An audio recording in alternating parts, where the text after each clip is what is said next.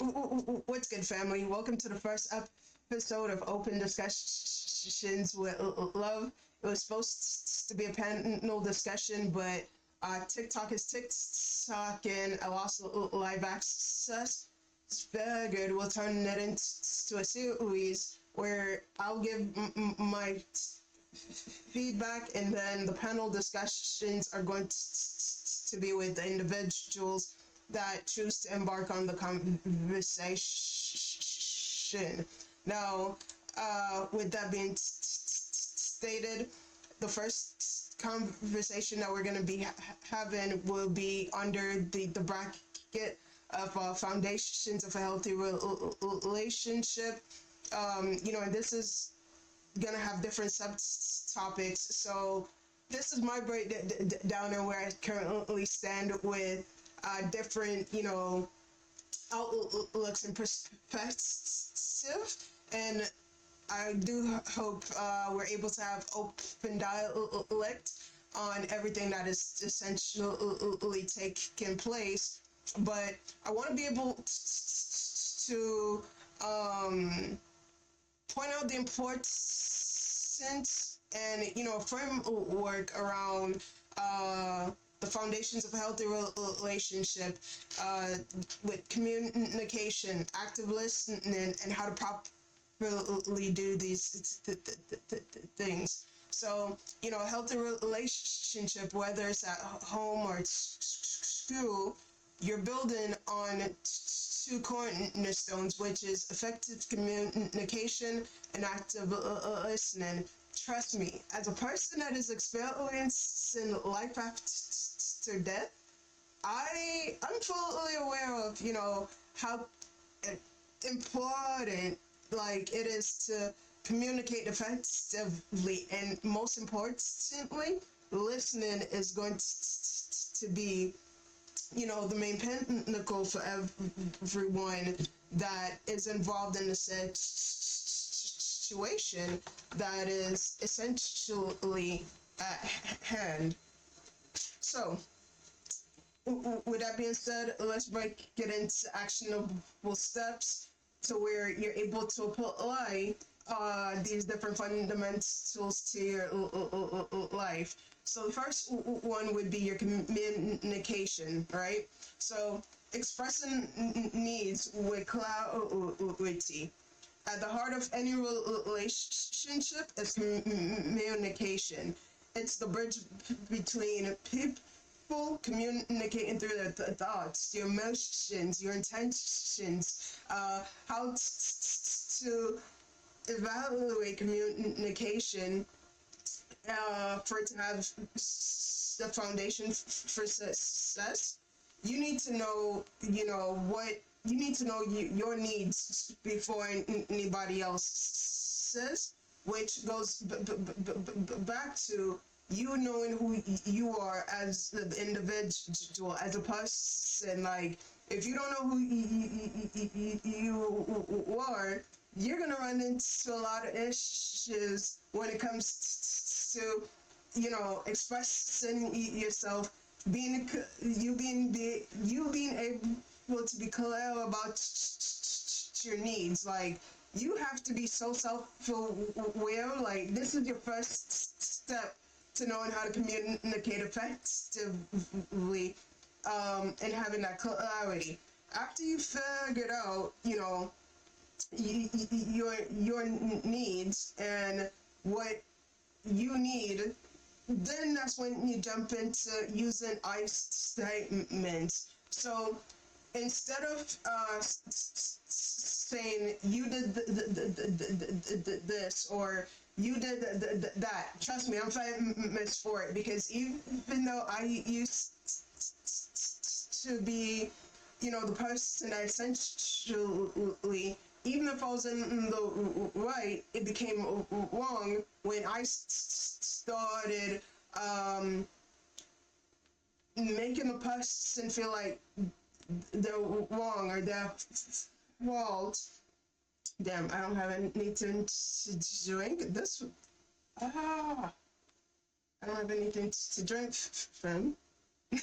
Alright, so um, yeah, don't blame the person, or don't make the person feel like they're being blamed. So instead of saying you did this, try saying I feel. Because now when you say I feel, I feel frustrated when you dot dot dot. I feel angry when you dot dot dot. I feel, misunderstood, unheard. This is gonna shift your focus on your feelings and needs, rather than you place some blame on the person and saying you did this. Guys, trust me, like, I've been there. I've done it. Like, don't do it. It doesn't work out very well for either party. Um, Next, you want to develop specific and solution-oriented outcomes. So vague comments like "I'm unhappy," it's gonna make somebody confused. So instead, use your words again, because you've done the self-reflection. You've sit with yourself. You know your triggers. You know your needs. Your needs, not wants, your needs. Now, when you address your solutions, everything is going to be specific. So, like, again, with you saying, I'm unhappy and creating confusion, instead, I need help finishing, this project by Friday. Could you help me on the project? I need assistance with, or I want to blah blah, like, have some form of feedback to address what's taking place. Next, you want to go ahead and adapt your tone. That, oh my gosh, when I tell you, that is something that I personally know 1,000%. Like, hey, you have to fix this because your tone is everything. Like, I'm flat monotone, and I used to wear a dumbfounded, like, are you, you know, that S word, like, the WTF look. I was given that look 24/7, 90 days a week. So even all these things that I've now improved on, I can tell you for a fact, you know what? Words matter. However, your tone and how you start the conversation, that's going to go ahead and set the stage for how the rest of your conversation is going to progress. So when you approach conversations, you want to approach it with respect, calmness, even if you're in a conflict. When I tell you I appreciate brain damage, I appreciate brain damage because it's given me the ability to look back at those steps that I've told you guys and say, wow, you know what? My communication it was good, but it wasn't great. I pissed off a lot of individuals. I made a lot of people probably feel worthless, or, like the bottom of the barrel, depending on if I was upset or what took place in the situation. So, yes, definitely communication is everything. However, starting with you and your inner self is going to be the most pivotal and pinnacle process to you becoming more effective with your communication and active listening. Now, let's jump into active listening. When it comes to active listening, I want you to start hearing, to understand understand, overstand, and not to respond. I have found that, with me going through my situation, a lot of individuals still communicate with me as my previous self before I got hurt. And even though, yes, you're hurt, yes, you might be lacking, I still don't get certain forms of grace because I'm still looked at as the old individual. Plus, I've probably traumatized a couple individuals. Fam, we're keeping it real as fuck. So, I hope y'all appreciate this. But going through all this now made me realize that over the years, dealing with a lot of individuals, I wasn't hard to deal with. I wasn't hard to understand. We were both just actively listening to respond and not communicate. we were listening to just, reply and try to, it was just terrible mixture. So, over the past couple of months, like I said, with me doing the inner work, shifting my mindset, shifting my outlook, dropping a bit of mentality, looking at all my relationships collectively, and saying, hey, you know what? How could I improve on this? What did I do in that situation that caused this person to have that response, and vice versa? So I've been, looking at each situation from a different perspective. Now, with the active listening, listening is often mistaken for waiting for your turn to talk. Now,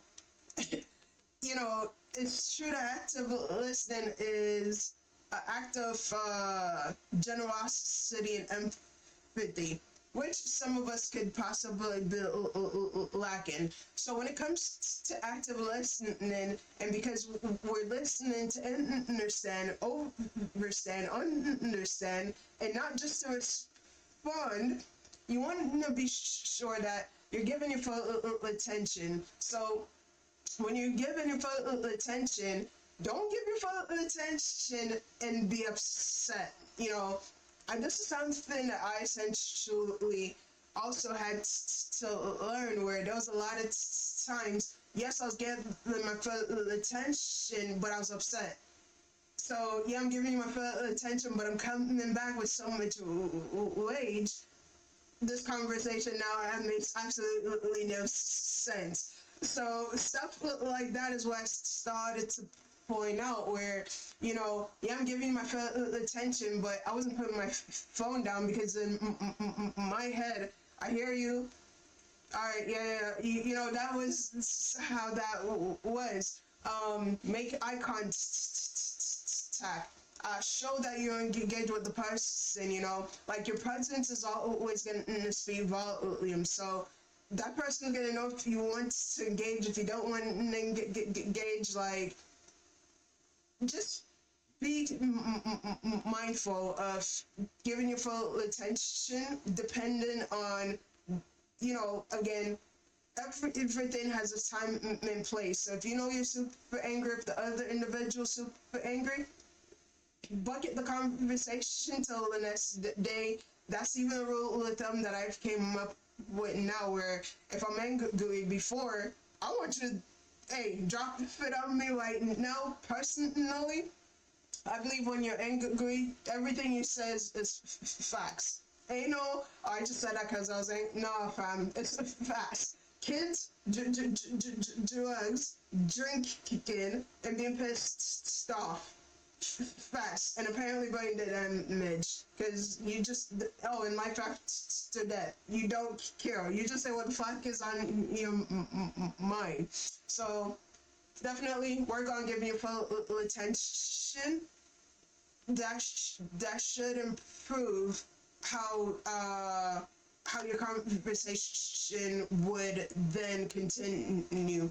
Now, from there, you want to go ahead and mirror back key points. That's how you show that you're paying attention, because why, you're listening. So you're gonna say something like, so what I'm hearing is, and then of course this not only helps you process what the person stated, but it shows the other person that you're actually understanding, overstanding what they're saying. Also, if what you regurgitate to the person, what I've noticed a lot of times, they actually don't have a complaint or an issue, because when you regurgitate, they'll say no, that's, and it's like, but that's what you just said. So start asking, but the questions based on what the person says, and you'll see how your conversations are dependent on if the person has a real actual problem or if the person's just being the person. You'll see the difference in your conversations, hands down. Um, Next, you want to go ahead and ask clarifying questions. Now, I love when individuals ask me questions to clarify, because I don't like assumptions. Avoid assumptions at all costs. You don't need to assume anything. What are you assuming?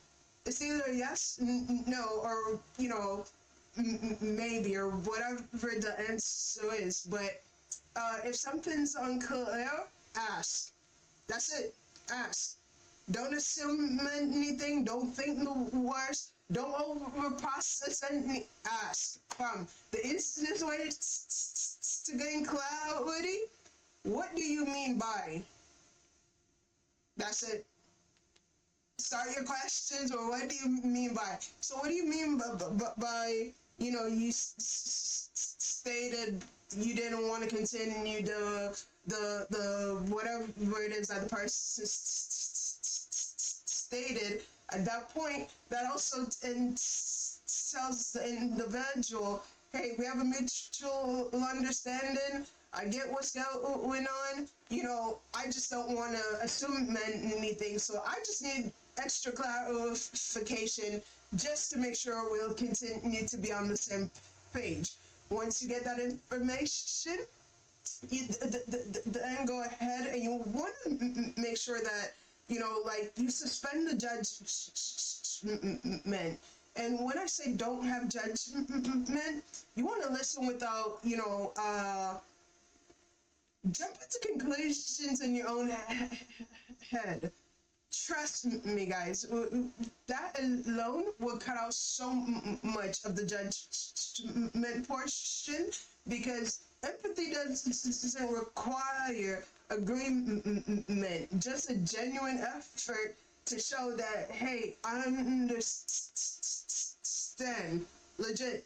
That's what empathy is. So you don't always have to agree with the person. However, show empathy towards what's taking place to show that you genuinely understand. Once you've completed all of those steps, essentially, you want to be able to apply these rules across all walks of life, school, work, just everything, healthy communication and listening aren't conformed to personal relationships only. You want to go ahead and try different approaches based on your situation, your environment, and everything else. So definitely use your discernment when going into applying these different roles throughout, your daily life. So with life, when you think about it, you want to have your communication, active listening skills, because it's going to strengthen your support with your family, your friends, even if you want to say, hey, life is hard. I have so many things taking place. Guys, trust me. Getting into this accident is the most I've checked in with anybody. I think of I should test immediately. I check on my family more, because why? I had to cultivate that type of environment with us because again, out of sight, out of mind. Like until I got hurt, it was wow. We need to strengthen our bonds. So weekly check-ins. Set a reminder on your phone. Use this time to express how you feel. Listen to each other. Ask open-ended questions. Ask them about their day, their life, what's going on. Make them feel special. Make them feel wanted. Like anytime I get on the phone, I don't want to talk about what I got going on. Fine, I'm same shit that one today. So I follow up. So how's work? How's this going? I started asking family members. So what do you want to do for fun? Because ever since I've been going up, all I see is I'm going to work. Yes, they take vacations and stuff, but what else do you do for fun except for shopping? Because they love to fucking shop. So what else do y'all do for fun and learning?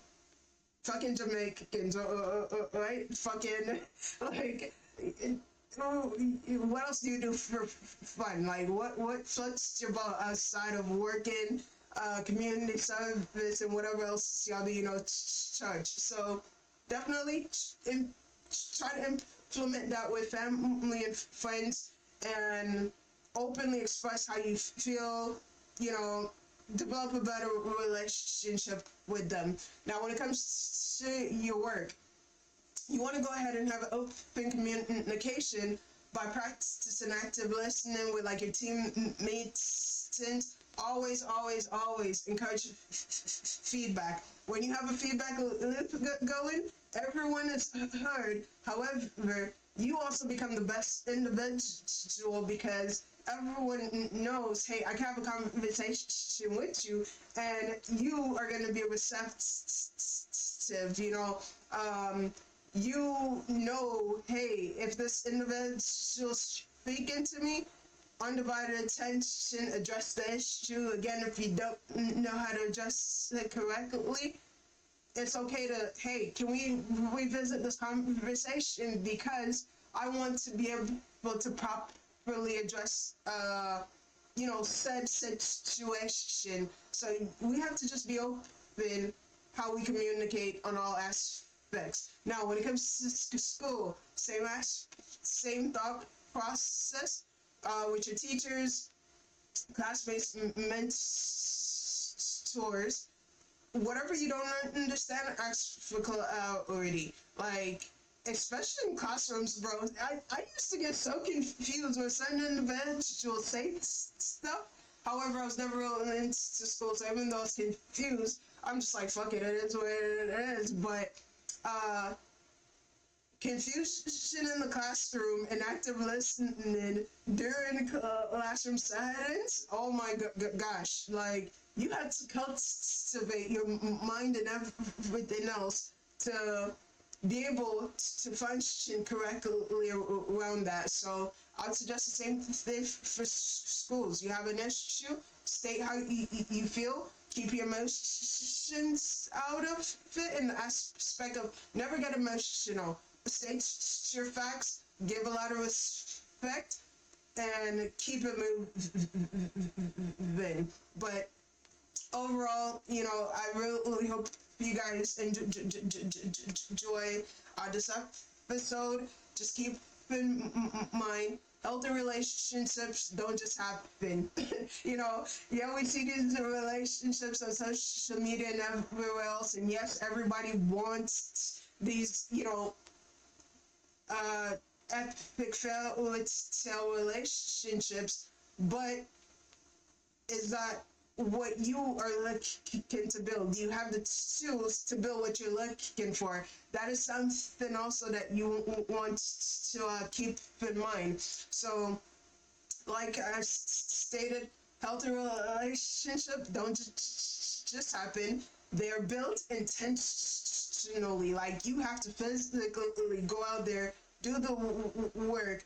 Communication and active listening skills we can all develop to basically help us navigate conflicts, build trust with individuals, and best of all, it's gonna create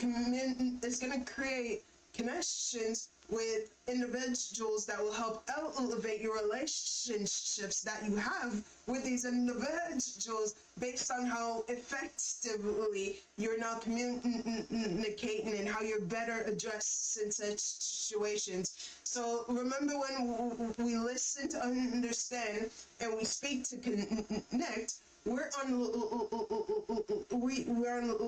the true potential of every relationship that we get into. But I definitely do love y'all. I hope y'all had a phenomenal day or night whenever you see this video. Thank you so much for connecting with me for the first episode. I will be possibly dropping another one tomorrow once I actually figure out how to upload it. So I definitely will be clocking back with you guys. I love you. Be safe, and I'll see you later. Peace.